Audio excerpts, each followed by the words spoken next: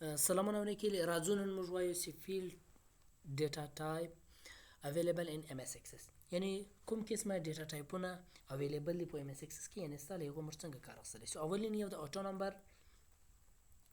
داسې کار کوي که چیرې موږ تېر وختو کې تاسو ولیدل چې کوم آی ډي نمبر و هغه که چیرې موږ ورکو دی اتوماتیکلی خپل نمبر بدلوي یعنی نوی کس که راځي دی خپل نمبر بدلوي.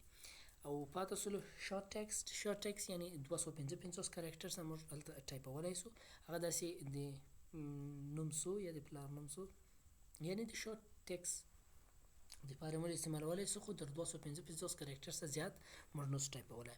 او لانګ ټکسټ یعنی دی 3,999 یعنی 4,000 کاریکټرز موږ ټایپولی سو په دغه موږ نسو ټایپولی. بل مخ ته د نمبر، بل د ډیټ اینډ ټایم او بل د کرنسي. نو راځو په دې باندې عملی هم کار کوو. راځم مخکې له مخکې زه MS Access خلاصوم او راځو دلته تاسو کتلی سئ چې آی ډي یعنی اټو نمبر ده. که چیرې موږ دلته راسو او زه غواړم چې ټایپ کړم بل کس یعنی زه دلته نوم ټایپوم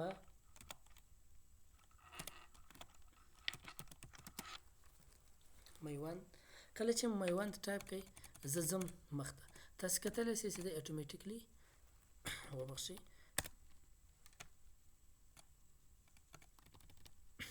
میوند. له میوند بعد زه راځم یو بل نوم ټایپوم تاسو کتلی سئ چې د خپل نمبر اتوماتیکلی بدل کړو.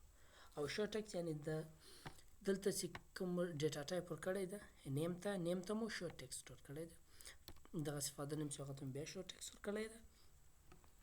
بل راځو مخته ګورو چې کوم ډیټا ټایپ ده. بل ډیټا ټایپ ده نمبر او ډیټ اینډ ټایم.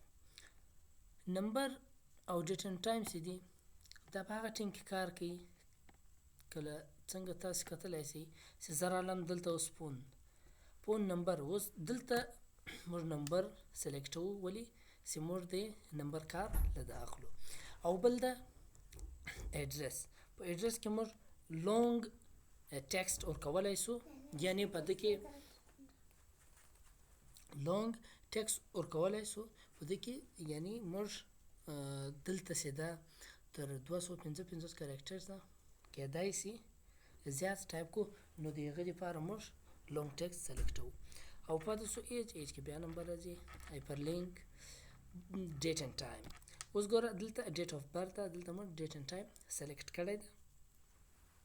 بل ډیټا ټایپ که چیرې موږ دلته سلیکټ کړو بیا نو هلته د ډیټ ټایپېدو دپاره څه مشکلات دي.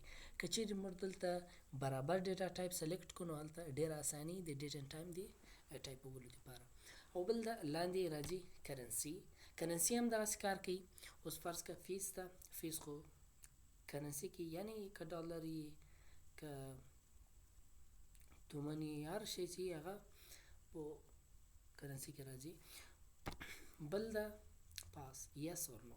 اوس که چیرې موږ غواړو چې یو سړی یو شاګرد دي که موږ د هغه دپاره پاس اینډ فیل دا معلوموو. که چیرې موږ ټیک مارک یس اور نو ورکوو که چیرې موږ یس باندې کلیک کوو یعنی دا پاس ده که چیرې موږ نو کوو یعنی دی فیل ده.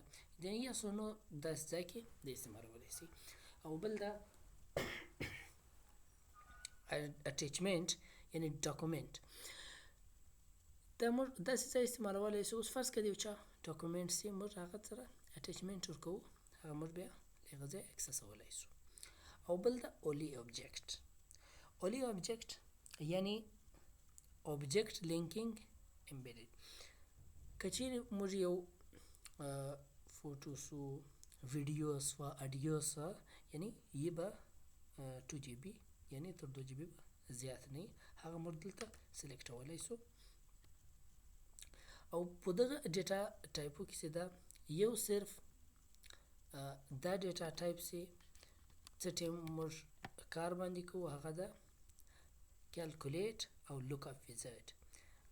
دا په دې باندې به موږ سم په تفصیل مخته غږیږو په دغه دوه ډیټا ټایپه باندې.